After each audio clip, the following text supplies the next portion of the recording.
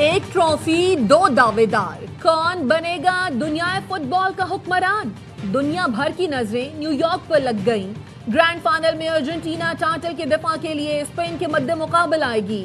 Messi مسلسل دوسرا title جیت کر کیریئر کو یادگار بنانا چاہتے ہیں۔ اسپینش ٹیم 16 سال بعد پھر سے ورلڈ کپ ٹرافی اٹھانے کی خواہش رکھتی ہے۔ فائنل کے دوران نمبر گلوکار بھی جلوہ گر ہوں گے۔ فاتح ٹیم ٹرافی کے ساتھ $50 ملین تقریباً 14 ارب پاکستانی روپے کی انعامی رقم ساتھ لے کر جائے گی۔ سنسنی خیز فائنل پاکستانی وقت کے مطابق رات 12 بجے شروع ہوگا۔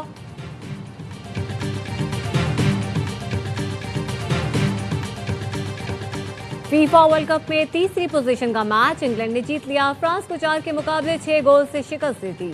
انگلش ٹیم نے پہلے ہاف میں 4-0 کی برتری حاصل کی۔ دوسرے ہاف میں فرانس نے کم بیک کر کے 4 گول داغے، لیکن انگلش ٹیم نے مزید 2 گول کر کے میدان مار لیا۔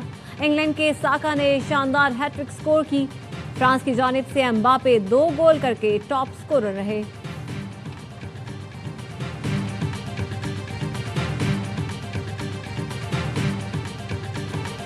امریکی فوج نے ایران پر پوری شدت سے بمباری شروع کر دی۔ سینٹ کام کا کہنا ہے مسلسل 8ویں رات ایرانی فوج کی ساحلی نگرانی اور فضائی دفاعی تنصیبات، بحری صلاحیتوں اور میزائل و ڈرون ذخیرہ کرنے کے مراکز کو کامیابی سے نشانہ بنایا۔ تازہ حملوں میں اردن میں امریکی فوجیوں پر حملہ کرنے والی ایرانی فورسز کو بھی نشانہ بنایا۔ ایرانی سرکاری میڈیا کے مطابق بندر عباس، قشم اور سیرک میں یکے بعد دیگرے کئی دھماکے سنے گئے۔ امریکی فوج نے خوزستان اور ہرمزگان صوبوں کے علاقوں پر شدید حملے کیے۔ خوزستان میں شادگان کے علاقوں کو میزائلوں سے نشانہ بنایا گیا۔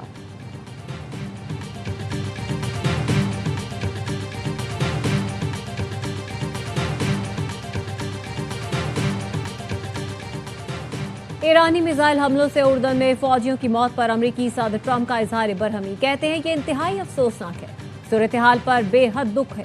ایران کو کبھی جوہری ہتھیار حاصل نہیں کرنے دیں گے۔ ایران ڈیل پر عمل نہیں کر رہا تو امریکہ کو بھی فکر نہیں۔ امریکی وزیر دفاع پیٹ ہیگزٹ کہتے ہیں فوجیوں کی قربانی ہمارے عزم کو مزید پختہ کرتی ہے۔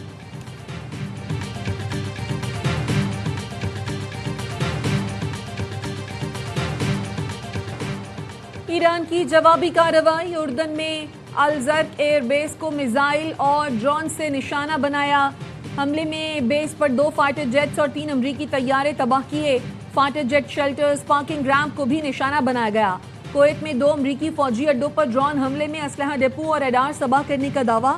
پاسداران انقلاب کا کہنا ہے الودیری کیمپ میں ایک اسلحہ ڈپو، علی السالم ایئر بیس پر پیٹریوٹ ریڈار اور فضائی نگرانی کے ریڈار کو نشانہ بنایا گیا۔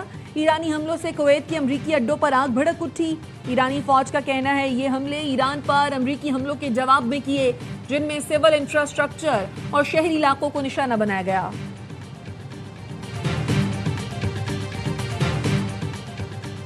سعودی عرب کی کویت، بحرین اور اردن پر ایرانی حملوں کی مذمت۔ سعودی وزارت خارجہ نے کہا ایران کے جارحانہ اقدامات بین الاقوامی قوانین کی خلاف ورزی ہے۔ بجلی گھروں، واٹر پلانٹس، اہم شہری تنصیبات پر حملے مسترد کرتے ہیں۔ امن و استحکام برقرار رکھنے کے لیے ہر قسم کی فوجی کارروائیاں روکی جائیں۔ خلیجی ملکوں اور یورپی یونین نے ایرانی حملوں کی مذمت کرتے ہوئے کہا آبنائے ہرمز کو بغیر کسی شرط یا فیس کے کھلا رکھا جائے۔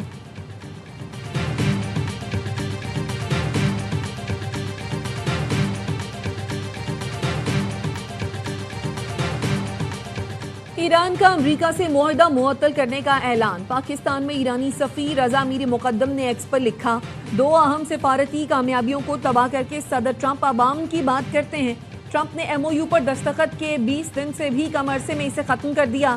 امریکہ نے بین الاقوامی اصول پامال کیے۔ بین الاقوامی برادری کو امریکی اقدامات کی مذمت کرنی چاہیے۔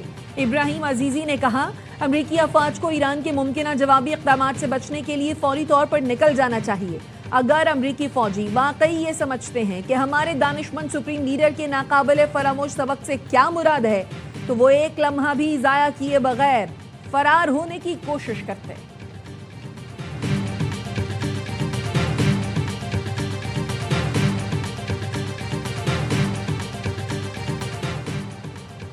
ایرانی وزیر خارجہ عباس اراغچی کا عراقی ہم منصب فواد حسین سے ٹیلی فون پر رابطہ۔ کہا چند افراد کے بیانات سے دونوں ملکوں کے تعلقات متاثر نہیں ہونے چاہیے۔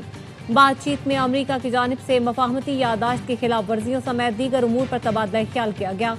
دونوں رہنماؤں نے خطے میں امن و استحکام کے لیے مشاورت جاری رکھنے پر زور دیا۔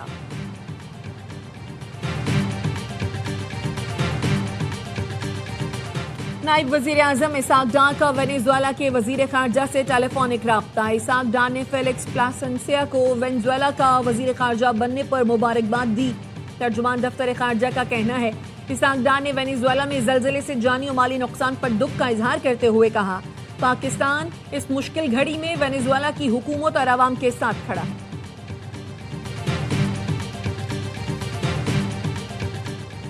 وفاقی وزیر اطلاعات عطا طاہر کی گاڑی کے قریب ہوائی فائرنگ کرنے والا گرفتار کار سوار ملزم اسامہ نے لاہور ڈیفنس پہ وفاقی وزیر کی گاڑی کو اوورٹیک کیا اور پھر فائرنگ کی۔ ملزم سے اسلحہ برآمد، گاڑی بھی تحویل میں لے لی گئی۔ عطا طاہر کے مطابق گاڑی نے بائیں جانب سے کراس کیا اور 5 ہوائی فائر کیے گئے۔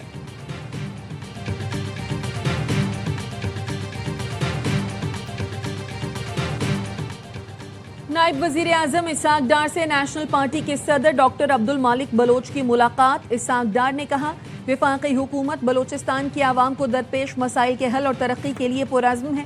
بلوچستان کی عوام کی جائز معاشی ترقی اور خوشحالی آئین کے دائرے میں یقینی بنائی جائے گی۔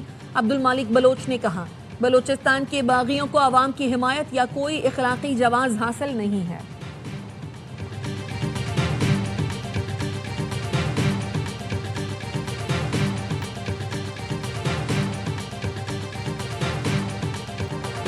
مارکہ حق پاکستان کی تاریخی کامیابی ہے۔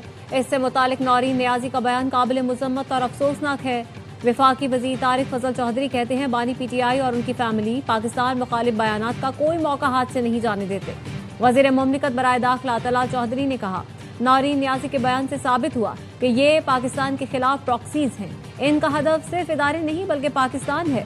نورین نیازی کے خلاف قانونی کارروائی شروع کی گئی ہے۔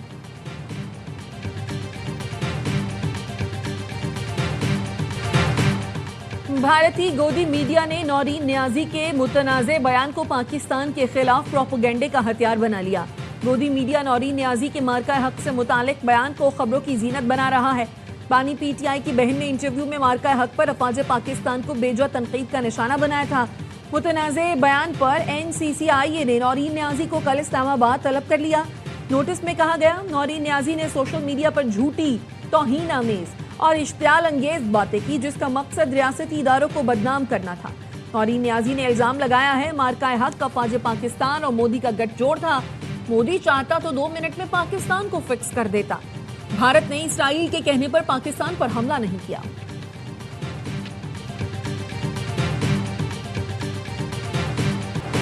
آزاد کشمیر میں انتخابات کی گہما گہمی، پیپلز پارٹی کی کوٹلی میں جلسے کی تیاریاں، بائی پاس روڈ سکندر حیات اسٹیڈیم میں پنڈال سجے گا۔ Chairman peoples party Bilawal Bhutto Zardari خطاب کریں گے۔ سیکیورٹی کے سخت انتظامات۔ ناران جانے والی کار کیوائی کے مقام پر کھائی میں گر گئی۔ حادثے میں 2 خواتین سمیت 4 افراد جاں بحق، ایک زخمی ہو گیا۔ جاں بحق ہونے والے سیاحوں کا تعلق سیالکوٹ سے تھا۔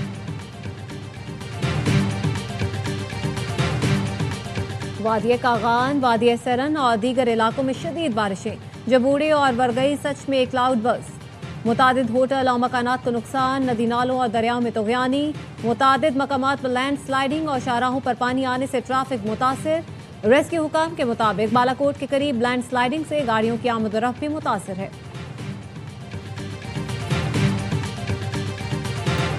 D G I S P R کی سمر کیمپ 2026 میں شریک طلباء و طالبات کے ساتھ خصوصی نشست، قومی سلامتی، دہشت گردی اور چیلنجز پر تفصیلی روشنی ڈالی۔ طلباء و طالبات نے کہا ہمیں پاکستان کو درپیش داخلی اور بیرونی سیکیورٹی چیلنجز سے متعلق مؤثر آگاہی حاصل ہوئی۔ بلوچستان میں فتنہ ہندوستان، فتنہ خوارج کی دہشت گردی کے ناپاک کردار سے متعلق آگاہ کیا۔ موجودہ دور میں غلط معلومات اور پروپیگنڈا تیزی سے پھیل رہا ہے۔ I S P R summer camp میں 18 سے زائد شہروں کے 4000 سے زائد طلباء و طالبات شریک ہوئے۔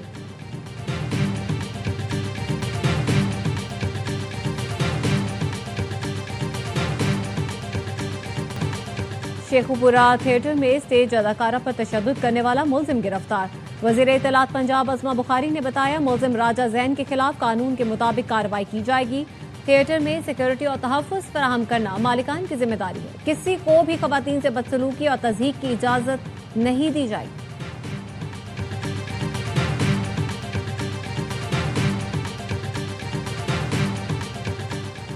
कराची पुलिस ने कोकेन डीलर अनमोल और पिंकी का भाई गिरफ्तार कर लिया। एसएसपी ईस्ट के मुताबिक मुल्जिम कामरान मुराद को घोड़ा चौरंगी के करीब इंटेलिजेंस इत्तला पर गिरफ्तार किया गया। 2 किलो चर्स और आधा किलो आइस बरामद की गई। मुल्जिम कराची के मुख्तलिफ इलाकों में मुनशियात सप्लाई करता था। मुल्जिम कामरान मुनशियात फरोशी के मुकदमात में पहले भी जेल जा चुका है। मुल्जिम के खिलाफ थाना जमशेद क्वार्टर्स में मुनशियात के 2 मुकदमात दर्ज कर लिए गए।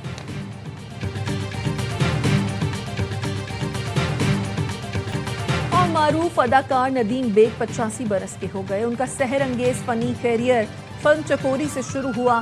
फिल्मों में अदाकारी के साथ गुलकारी का शौक भी पूरा किया। नदीम और शबनम की खूबसूरत जोड़ी ने फिल्मी दुनिया को कई सुपरहिट फिल्में दी।